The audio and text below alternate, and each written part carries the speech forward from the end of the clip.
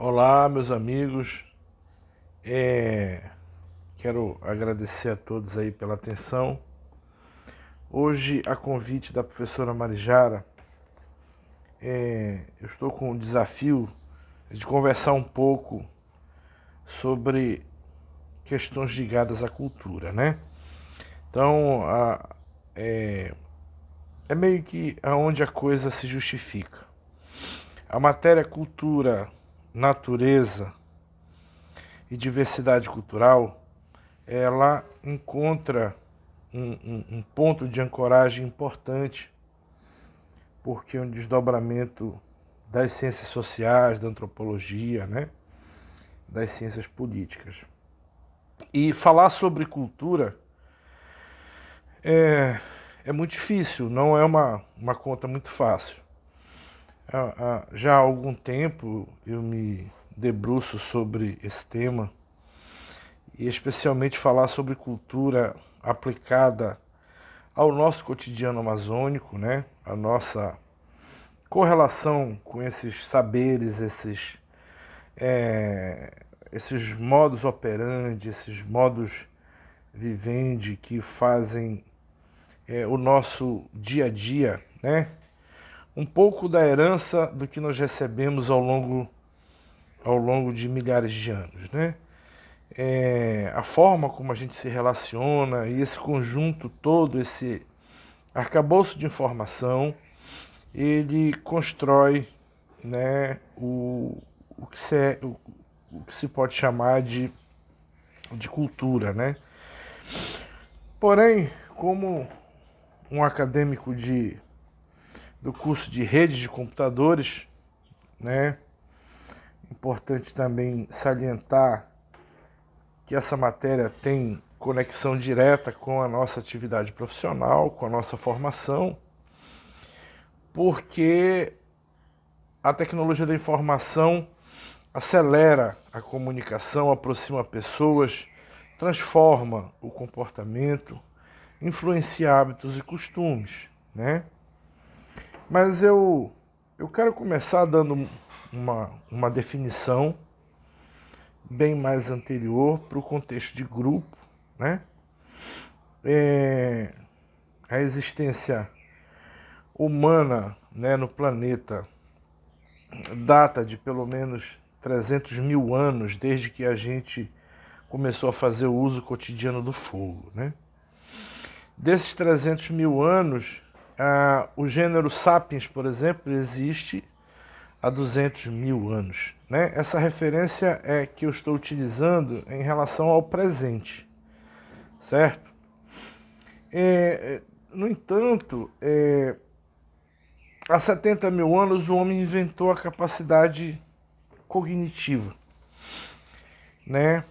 O uso cotidiano do fogo e a capacidade da gente poder criar histórias fez com que a gente conseguisse conviver e manter grupos maiores do que aqueles que a gente pudesse tocar, do que aqueles que a gente pudesse lamber, abraçar, cheirar, né?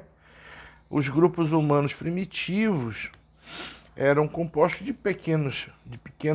pequena quantidade de elementos, né? Ao longo do tempo, isso foi evoluindo, houve uma necessidade naturalmente de maior consumo de alimento. Houve um momento em que toda a comunidade ancestral era nômade, se deslocavam em diferentes regiões do planeta, né? Portanto, há 13 mil anos, né, a gente sai da casa dos 70 mil anos, quando o gênero humano começou a conceber, né, o tino criativo, né, quando se começou a dizer um para o outro, não apenas cuidado, né, o leão está vindo, mas a gente começou a raciocinar de que o espírito do leão seria o guardião da nossa tribo, né? Então, essa capacidade de conceber realidades imaginadas, ela fez com que a gente conseguisse construir em torno dessas realidades imaginadas um número maior de pessoas, um número maior de elementos, um número maior de conviventes, né? Com os quais a gente se relacionava. Perfeitamente. Há aproximadamente 13 mil anos, o gênero humano deixa registros de que a sua presença na Amazônia, né, no Brasil, né, prova disso é a nossa querida Luzia, né, aquela personagem que foi vítima do incêndio, né, a reconstrução, né, do crânio de Luzia foi vítima do Museu Nacional quando aconteceu aquele incêndio algum tempo atrás.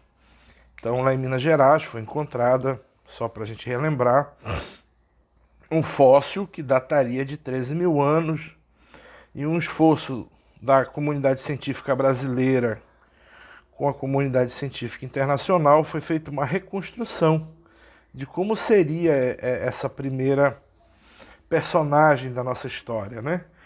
E foi dado o nome de Luzia a ela. Luzia, portanto, é a personagem que representa a presença humana ancestral no continente americano, especialmente nessa região da América do Sul. E ela foi encontrada em Lagoa Santa, no estado de Minas Gerais. Não muito distante dessa presença humana ancestral, né? Na região amazônica também a presença humana para a comunidade científica data de 13 mil anos, né? Perfeitamente. Por que eu estou tratando desse assunto mais remoto? Porque para a gente falar de cultura, é importante a gente compreender que ao longo do tempo nós sofremos uma série de transformações.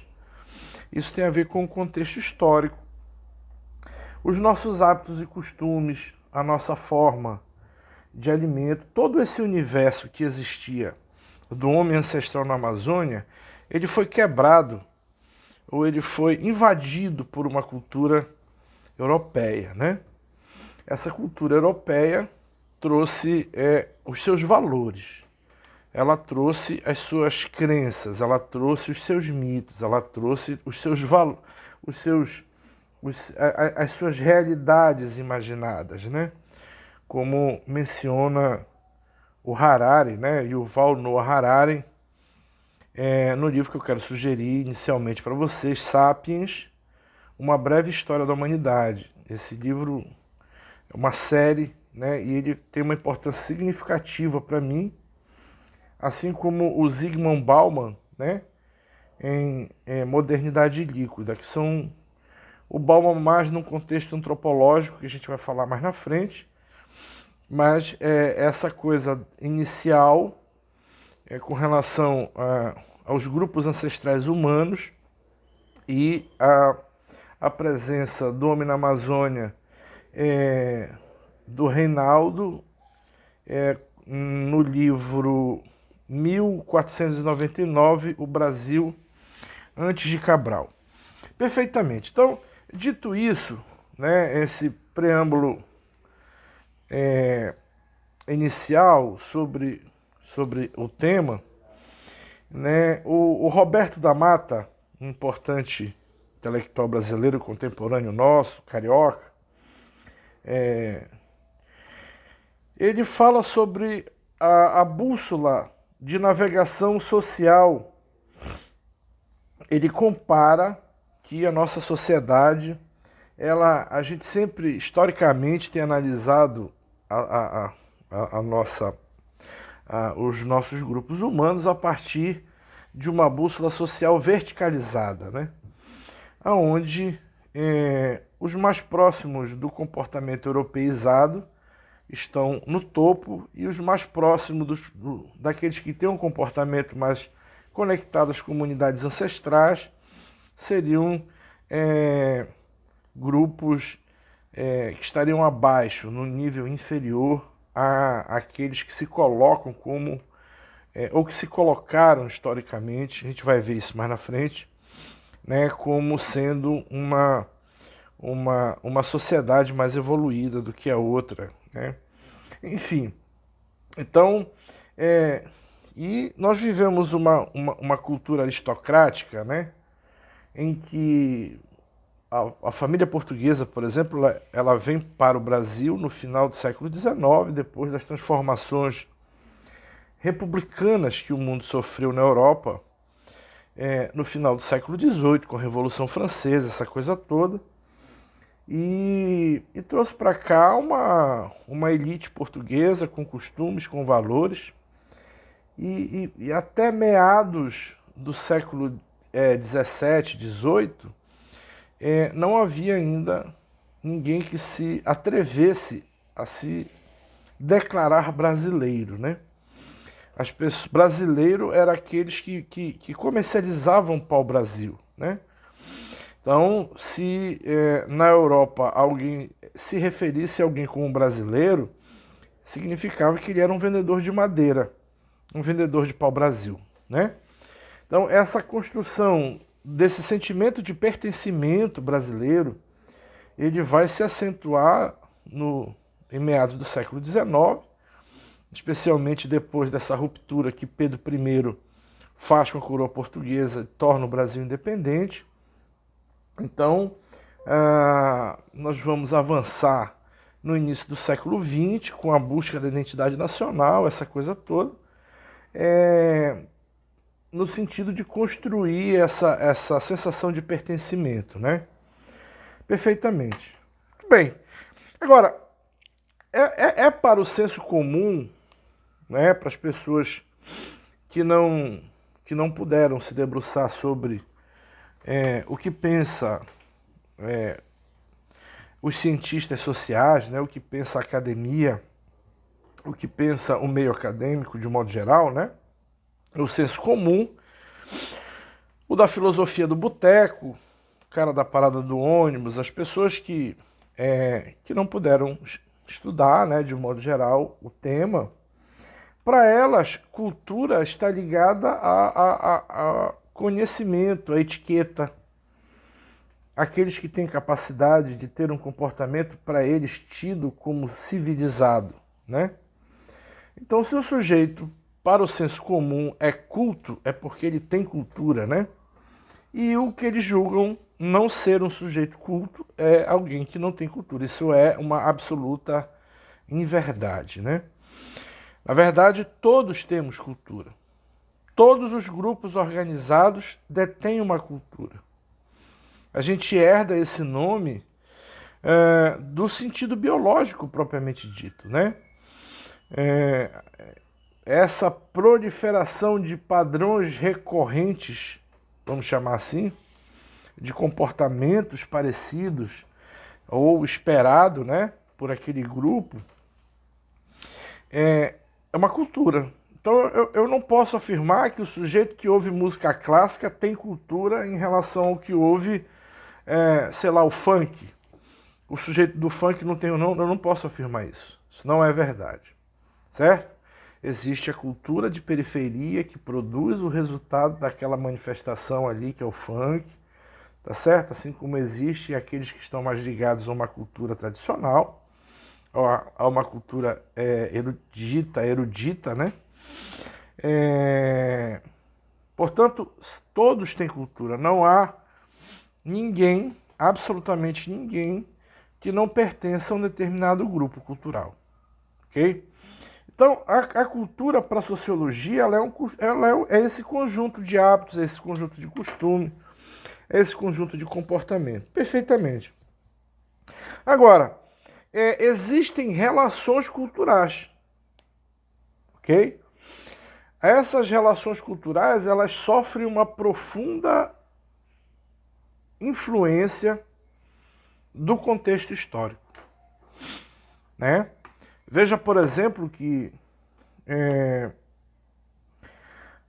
o que era uma prática comum, se você for assistir um filme mais antigo, talvez você se impressione com algumas práticas que eram utilizadas nos anos 30, 50, enfim, desse século, né, do século XX, né, do século passado. Porque as pessoas, por exemplo, fumavam dentro do avião. Né? Isso hoje para a gente é inadmissível. Veja, por exemplo, que para os mais jovens, admitir um mundo sem internet, por exemplo, é alguma coisa inconcebível. Eles não conseguem se imaginar em um mundo sem a dinâmica da rede, a dinâmica da informação, né? Sem essa capacidade de conectividade. Né? Portanto, esse período histórico ele influencia profundamente no comportamento das pessoas. Né? Então, se é verdade isso, a gente pode compreender algumas relações ligadas a fatos históricos que influenciaram o comportamento das pessoas. Né? Por exemplo, as pessoas que nasceram antes da Segunda Guerra Mundial, né? Elas tinham um comportamento conservador, né? Que a gente hoje enxerga dessa forma, né? Um contexto de família, um conjunto de comportamentos completamente diferentes do que aqueles que sobreviveram à guerra, certo? Então, as pessoas que nasceram depois de 1945, quando acabou a guerra, né? Que a sociologia e a antropologia contemporânea chama de baby boomer, né? Os nascidos no pós-guerra, eles viviam sob uma ameaça fantasma de que poderia acontecer um novo conflito armado. Havendo um novo conflito armado, a vida deixava de ter sentido para eles. Portanto, havia uma necessidade de viver tudo intensamente, né? Então, as gerações dos anos 60, eles vão viver mais intensamente drogas, sexo, uma série de outros comportamentos em função dessa ameaça, por exemplo. Ameaça de um conflito armado, ameaça de alguma coisa que colocasse fim ao que fazia sentido para eles. Né? A família, né? As suas relações, os seus amigos, o direito de ir e vir, essa coisa toda. Então, essas pessoas elas têm um perfil de comportamento, né, que está conectado a essa questão do contexto histórico. Né? Agora, além do período histórico, as práticas, saberes e normas, por exemplo, determinam significativamente como esses grupos se organizam, né? Como eles se mantêm numa determinada postura em relação ao contexto que eles estão vivendo. Certo? É muito comum que na administração você utilize um jargão, né? Inclusive é uma matéria importante da administração, que é a coisa da cultura organizacional, né? A cultura organizacional fala muito sobre aquele grupo, sobre aquela empresa, sobre aquela instituição. Veja, por exemplo, que nesse mundo da cultura organizacional, né, que tem a ver com essas práticas, essas normas, esses saberes, né? Então, nesse contexto estão coisas ligadas a leis, por exemplo, né? Coisas ligadas a questões determinativas que influenciam a vida desses grupos, né? Veja, por exemplo, que um aluno de um colégio militar, mesmo nos dias de hoje, ele não se incomoda de ir para uma parada de ônibus fardado. Já os alunos da escola pública não têm o mesmo sentimento de pertencimento, de orgulho institucional para com a instituição pública educacional que tem, por exemplo, um aluno do colégio militar. Né? Por quê? Porque ele é treinado, ele é submetido a uma condicionante de pertencimento àquele grupo.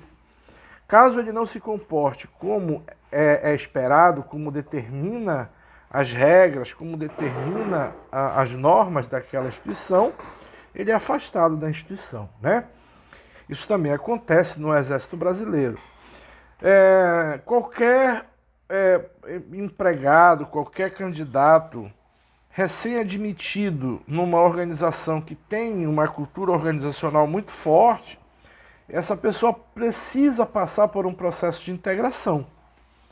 Se você for admitido, por exemplo, na Mineração Rio do Norte, né, empresa que extrai bauxita, que é a matéria-prima do alumínio, lá no distrito de Porto Trombetas, em Oriximiná, você vai ser submetido a um período de integração. Você precisa aprender a se comportar, a se comunicar e a agir conforme é esperado pela instituição. Caso isso não ocorra, você não pode fazer parte da instituição, né? Então, empresas, instituições militares, até grupos criminosos, por exemplo, né? Existem preceitos normativos que influenciam o comportamento dessas organizações, né? Então a gente pode afirmar que isso é uma prática cultural, né? Então, ou seja, de novo, o período histórico, as práticas, os saberes e as normas estão intimamente conectadas e influenciam diretamente nessa questão da construção desses modus operandi dessas organizações, né? Desses grupos humanos, que não são apenas os nossos grupos familiares, mas são grupos que a gente vive, que a gente está conectado, que a gente se relaciona, né? Todos esses fatores influenciam nessas questões, né? Até a própria questão de saberes, por exemplo, né? Um sujeito que não sabe remar, pescar, caçar, ele vai ter dificuldade de se adaptar se tiver que residir numa comunidade do interior da Amazônia, certo? Por quê? Porque é necessário que ele tenha essa cultura caçador-coletor, né, que os indígenas, que os nativos aprimoraram ao longo desses milhares de anos e que são práticas recorrentes para eles, né? Eles já estão habituados a essas questões. Se um estrangeiro for se instalar numa região como essa, ele vai achar extremamente hostil, inóspita e vai ter dificuldades adaptativas, certo? Portanto, os saberes, eles são um elemento importante na sobrevivência desses grupos ancestrais, desses grupos que a gente chama de comunidades tradicionais, que estão hoje espalhadas pelo interior da Amazônia, vivem no interior da floresta, longe dos centros urbanos. E nós que vivemos nos centros urbanos, somos influenciados e somos parte dessa cultura também, e nos relacionamos com esses saberes, com essas práticas, com esses modus operandi, né? E esse contexto inteiro, ele nos diferencia geograficamente. Por isso eu não posso afirmar que a identidade brasileira ela se resume apenas ao carnaval, ou ao Bumba Meu Boi, ou uma dança gauchesca, ou alguma coisa do tipo, né? Existem particularidades que são legítimas de cada localidade e esse mosaico extraordinário que nos torna plural é que forma a nossa diversidade cultural. Muito bem, então, por último, essa questão das interações sociais, né? Dentro desses elos, né, que vão compor isso, né, está essa transformação que nós fomos submetidos nos últimos 50 anos, ou seja, no período pós-guerra, né, que levou ao avanço de tecnologias, a aprimoração de tecnologias que conectou a gente a uma espécie de aldeia global, né? Então, eu que estou aqui no interior da Amazônia, ou algum estudante, assim como eu, que esteja lá no Catar, ou lá no Afeganistão, ou em um outro local remoto do planeta, tem condições de se conectar à rede mundial de computadores e ter informações em tempo real, e isso transforma, constrói uma nova ordem de comportamento, certo? Especialmente porque há um abandono de algumas práticas que eram recorrentes anteriormente em função do isolamento, né? E que hoje já não são mais, né? Porque existe essa ferramenta. Então, essas interações sociais, ela não é só a ferramenta internet. A forma como nós nos comunicamos também, né? Hoje, algumas palavras que são do nosso cotidiano eram ofensivas no passado, né? Então, o linguajar, a maneira como a gente se comunica, ela também é uma prática cultural que vai compor esses elos aí entre o contexto histórico, os saberes, né? As práticas, as normas, né? Essas coisas de normatização e as interações sociais. Então, dito isso, a gente encontra guarida, né?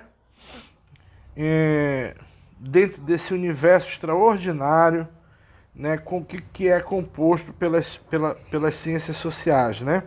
Você tem as ciências políticas, certo? Com um dos ramos. Você tem a sociologia e você tem a antropologia. Todos esses três ramos se debruçam sobre questões afins específicas que tratam sobre esse contexto da nossa questão cultural, né? Não apenas a nossa, né? Mas do comportamento do gênero humano como um todo em qualquer lugar do planeta. Muito bem. As ciências políticas, por exemplo, ela se debruça sobre o papel estatal, né? Ela se debruça sobre questões de governo, sobre questões políticas, porque a administração do Estado, né? A gerência, a construção do poder, né? Ela se transformou ao longo do tempo, né? A gente vem de uma cultura de guerra para uma cultura de paz, né? Entre aspas, né? A sociedade humana tem hoje como o maior produto do seu legado, da caminhada histórica até o presente, a construção da tolerância, por exemplo, como um dos seus maiores patrimônios, certo? Então, veja, por exemplo, que um continente europeu, que foi um continente onde mais se transformou a geografia, né, durante toda a história da humanidade, onde houveram mais guerras, onde se matou mais gente, onde houve esse embate profundo, né, transformador do comportamento, tá certo? De uma cultura de paz que se converte em uma cultura, melhor, de uma cultura de guerra que se converte em uma cultura de paz. A gente pode afirmar isso, ou pelo menos a humanidade ela deseja construir essa condição de paz armada, como alguns autores se referem. Portanto, as ciências políticas, elas lidam com questões que afetam o nosso comportamento. Seja, por exemplo, com questões ideológicas, né? A humanidade do século XX para cá foi fortemente influenciada por três pensamentos, né? O nazifascismo, o pensamento comunista e o pensamento liberal, né? Essas práticas elas estão conectadas às ciências políticas, né? A forma de como a gente compreende as nossas relações de poder, como isso ocorre. No Brasil, por exemplo, tem um estudo importante do Raimundo Faolo, Os Donos do Poder. É um outro trabalho que eu me debrucei para a gente tratar desse assunto, em que ele pergunta, já que não é possível que exista a condição do capitalismo financeiro, melhor, do capitalismo comercial, sem que haja o feudalismo, né? Portanto, é uma condição evolutiva. O Estado europeu, o continente europeu, vivenciou a aristocracia dona do meio de produção, que era a terra onde se plantava, e parte disso era fornecida para o dono da terra, e essa condição ela criava castas de poder, né? Ela meio que engessava a mobilidade social, que eu falei no início lá. Essa bússola social que o da Mata menciona não existia na Europa medieval. Se você nascesse pobre, fatalmente você morreria pobre, né? Se você nascesse bem nascido, dificilmente você ficaria pobre, né? A menos que você fizesse muita confusão. Apesar de não haver nenhuma segurança no Estado medieval, nas condições de insegurança na construção do poder, em função dessa dinâmica, desses confrontos todos, né? Mas no Brasil, Faolo, né, com a sua publicação de, salvo engano, de 1958, ele traz esse questionamento e ele faz uma análise desde da ascensão da Casa de Bourbon, né, da coroa portuguesa, lá em Portugal. Portanto, nós estamos falando do século XIV, né, em que vai haver esses desdobramentos e que vai trazer os Bourbon, né, para o comando da coroa portuguesa. Muito bem, as práticas que nós herdamos, né, dos desdobramentos lá de Portugal vão ser recorrentes aqui no Brasil. Então ele faz um estudo perguntando, naturalmente, se não houve isso, o que houve no Brasil, né? Se a gente não teve essa condição feudal brasileira. A gente teve, portanto, o que ele chama de estamentismo, né? O estamento português concedia aos seus patrícios, né, também portugueses, claro, não indígenas, até porque eles se consideravam uma casta superior, né? Natural, chegaram aqui, encontraram nativos nus, né? Entenderam, portanto, a sua superioridade intelectual, a sua superioridade bélica, a sua superioridade cognitiva e assim por diante, na concepção eurocentrista, etnocentrista, né? Ou seja, em que eu sou a minha etnia, né? A minha origem, ela é mais relevante do que a da cultura que eu estou encontrando. Portanto, as concessões estatais eram fornecidas para esses aristocratas que se instalavam no Brasil, igualmente portugueses. Isso também aconteceu, por exemplo, aqui em Santarém, porque a gente teve aqui, por exemplo, a presença do Barão de Santarém, né? Então, o Barão de Santarém era parte da aristocracia portuguesa que o Pedro II nomeia e se instala em Santarém a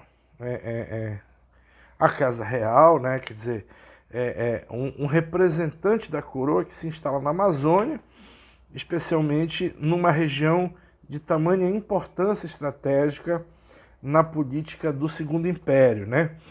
Então, perfeitamente, essas pessoas que vieram como herdeiros, que são herdeiros, né, são descendentes dessa aristocracia, ainda vivem entre nós, né? São pessoas que têm um sobrenome português e que, de alguma maneira, detêm posses de terra ou não, né? Mas era muito comum essas práticas. E nós vamos sofrer depois a presença americana em Belterra, no projeto de Forlândia, e a comunidade que se instalou aqui, herdeira daquela aristocracia que a essa altura do campeonato já não existia mais, certo? Aceitou de bom grado a comunidade americana que se instalou em Belterra. Isso já não acontece, por exemplo, em relação à comunidade nordestina, que veio no ciclo da borracha e que se instala também na mesma região para extração ou para servir de mão de obra, primeiramente daquela cultura da borracha, né? Do ciclo econômico da borracha. Depois, para os esforços de guerra, né? Os chamados soldados da borracha, uma história muito interessante, em que o governo brasileiro deu uma espécie de calote nessas pessoas, em que ele oferecia patente militar para quem se deslocasse dessas regiões do Nordeste e ocupasse a Amazônia e trabalhasse, desse os seus esforços no sentido de produzir essa borracha que era necessária no momento de guerra, era necessária no momento de crise, e o Brasil havia se empenhado diplomaticamente para produzir esses insumos, né? E depois disso não houve nada de patente, não houve nada disso. É uma história que fica inclusive aí para você analisar. Procure saber mais sobre os soldados da borracha, né? Então a comunidade nordestina se instala aqui e a presença desses descendentes aristocratas da coroa portuguesa do Barão de Santarém e da comunidade norte-americana que se instalou aqui no projeto que não prosperou, do Henry Ford, lá em Forlândia, Belterra, etc., certo? Se via de maneira distinta do que pejorativamente se chamou de Arigó, né? Então, por exemplo, é um exemplo claro, né, de etnocentrismo. Muito bem. Então, voltando ao papel das ciências sociais, que a gente trata de governos, né? Mas a gente também precisa falar da sociologia, né? A sociologia, ela tem uma visão muito mais ampla. Ela aborda questões ligadas à globalização, por exemplo. A diminuição da nossa capacidade de transportar coisas e de transportar informação, inclusive, né? Então, a sociologia, ela quer se debruçar sobre essa questão e quanto isso afeta as nossas relações interpessoais, né? Desculpa. Com relação, por exemplo, o quanto isso tem a ver com como nós enxergamos a diferença hoje, né? O racismo é um debate sempre presente, mesmo depois da gente ter, desde 1889, já nos livrado do flagelo humano da escravidão, a gente ainda precisa lidar com essa cultura nociva de enxergar a diferença, não aceitar a diferença, não aceitar aquele que vem de um outro lugar, né, que é o sentimento xenófobo. Então, sobre essas questões se debruça a sociologia. A antropologia em si, que é o que nós estamos tratando, ela é mais específica sobre questões ligadas a grupos humanos, né? Então, como eu falei, essas tribos, esses guetos, essas organizações militares, até organizações criminosas, né? Enfim, todos aqueles que se associam e têm práticas recorrentes, parecidas e hábitos comuns entre eles, etc. Isso é a coisa do antropo, né? Do homem em si, do gênero humano, é motivo do estudo da antropologia, né? Esse conjunto de valores, essa coisa toda. Perfeitamente. Então, eu separei aqui 3 pensadores que eu achei que sejam relevantes para a gente fazer uma pequena demonstração sobre como se iniciou esses estudos antropológicos, né? Inicialmente, a antropologia ela considerava que todas as organizações humanas passariam por um processo evolutivo, certo? Então, mesmo aquela tribo isolada lá no Tibete, ou sei lá, no Afeganistão, ou em algum lugar do planeta, um dia ela seria civilizada, certo? Então, Edward Taylor foi um sujeito que viveu no século XIX, né? Ele acreditava que a civilização ela se pauta em degraus. Esses degraus eles seriam alcançados em função do tempo, né? Independente da questão geográfica. Isso se acontecesse, por exemplo, sei lá, com um grupo de esquimós, ele acreditava que um dia os esquimós seriam tamanhamente evoluídos como o que ele considerava, na lógica dele, civilizado, né? Então, essa visão a gente vai chamar de visão evolucionista, certo? Existem basicamente 2 visões dentro da antropologia, né? A visão evolucionista e a visão relativista. Nós vamos tratar inicialmente da visão evolucionista, tá? Então, o Edward Taylor, acreditava que a coisa era nesse formato, certo? Lewis Morgan, né? Ele acreditava, assim como Taylor, ele acreditava que as sociedades, esses grupos humanos, eles iriam progredir, né? Então, a coisa muda de degrau, como disse o Taylor, para o que diz o Morgan. O Morgan acredita num processo evolutivo da sociedade, né? Então, essa evolução a qual ele se refere seria alcançada pelas organizações humanas, né? Em todas as sociedades, etc., né? Claro, havia também aqueles que acreditavam que alguns grupos humanos não chegariam a lugar nenhum, né? Por exemplo, nesse momento da história, acreditava-se inclusive que os indígenas eles tinham uma composição genética ou um funcionamento neural, né, do cérebro que era inferior ao do dito homem civilizado, né? Então isso tudo gera uma série de equívocos nos estudos iniciais das ciências antropológicas, né? Que é a visão dita evolucionista. Eu finalizo com um sujeito chamado James Frazer, né?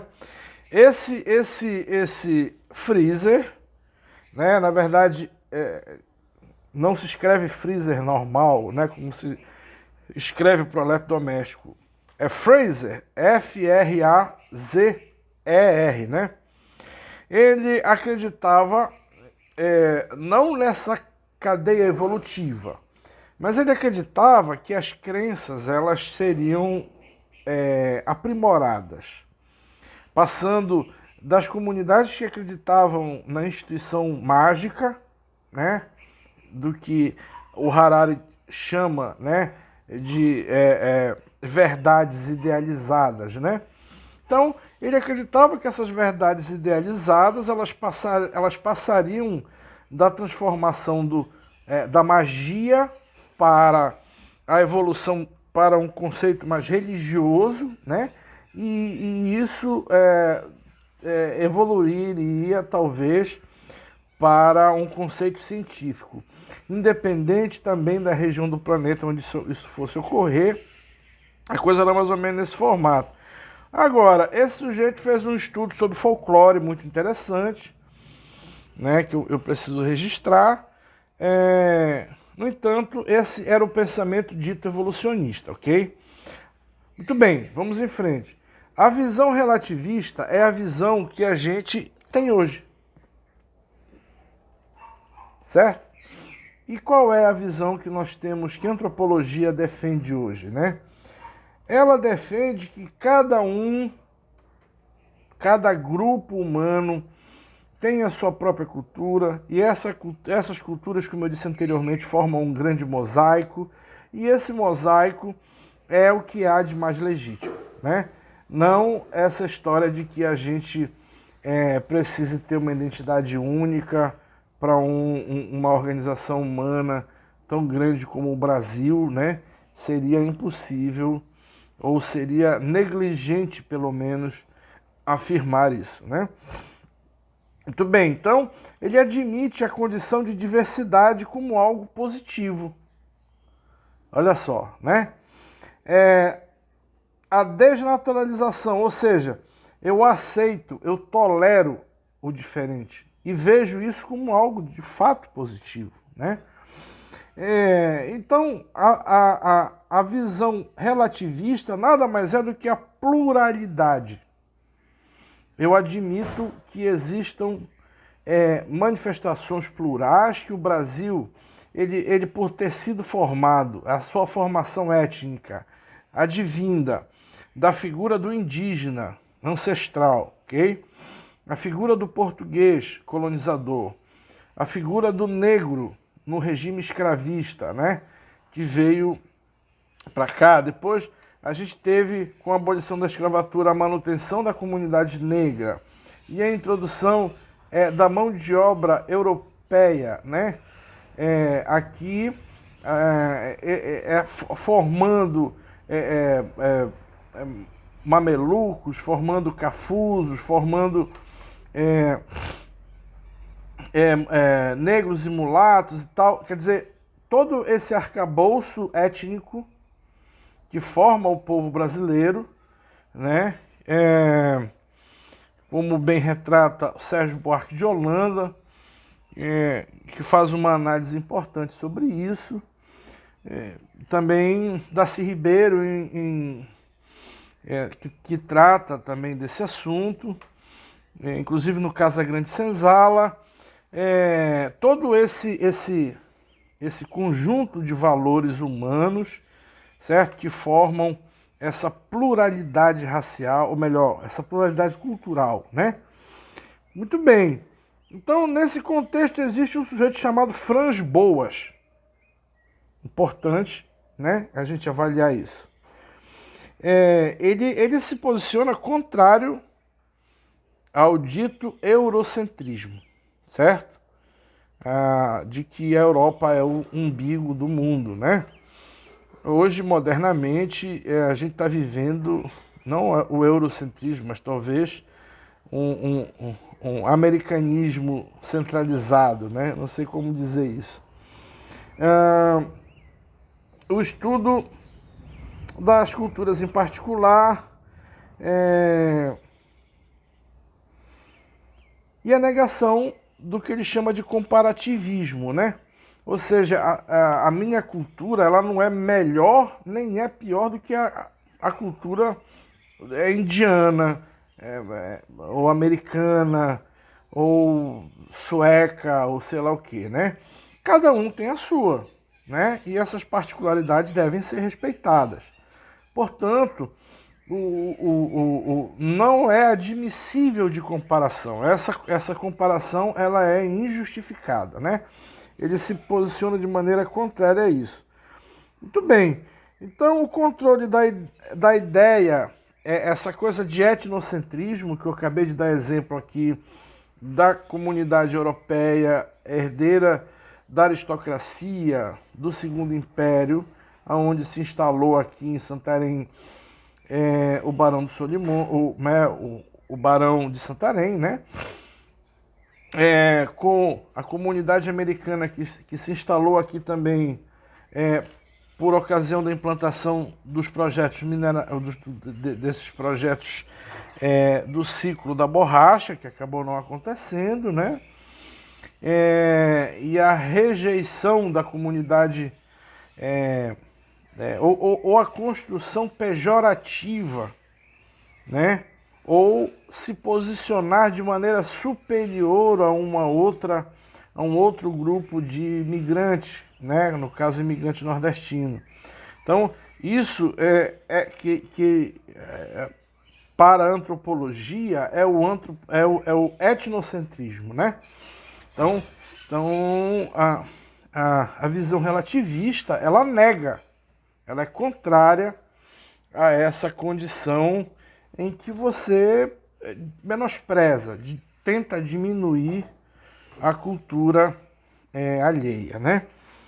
Então, por fim, a minha avaliação sobre essa questão da nossa pluralidade cultural construída ao longo do tempo, com a presença ancestral dos grupos indígenas, que tem modernamente, inclusive, insisto mais uma vez e relembro, sugiro o livro 1499, Brasil antes de Cabral, em que ele retrata, inclusive, a presença de vários grupos indígenas, não só na Amazônia, mas especificamente em Santarém. E quão evoluída eram essas organizações, né? E a miscigenação desses grupos, a antropofagia, né? Ou seja, a ideia de que matar guerreiros poderosos lhe traria bons augúrios, certo? Acabou canibalizando os principais guerreiros que viviam uma cultura de guerra entre esses quase 8 milhões de indígenas que existiam aqui na Amazônia. Quando eu me refiro à Amazônia, me refiro à Amazônia como um todo, né? Incluindo Colômbia, Bolívia, Venezuela, etc., né? Então, esses 8 milhões de indivíduos que existiam na Amazônia como um todo, não apenas no Brasil, certo? Ao longo do tempo, ou se miscigenaram ou foram antropofagizados, né, entre os seus próprios grupos. É uma tese que se debruçam mais de 70 escavações que estão acontecendo neste momento em solo amazônico, enfim, desde meados dos anos 2000, com a participação de grupos estrangeiros de universidades do mundo inteiro. E esse trabalho, ele é um trabalho uma espécie de propaganda dos avanços antropológicos, dos avanços arqueológicos, que revelam muito sobre a nossa realidade ancestral e coloca o indígena como um ator diferenciado na cena, na nossa cena do presente, né? Muito obrigado a todos. Eu espero ter contribuído da melhor forma possível para esse trabalho complexo, de difícil acesso, com conteúdo muito vasto, né? E a gente nem falou de valores, enfim. Mas acho que a coisa é bem interessante que seja tratada mais ou menos nesses patamares em que eu eu trouxe para os senhores, ok? Muito obrigado à professora Marijara, muito obrigado a todos os colegas. Um grande abraço, até a próxima.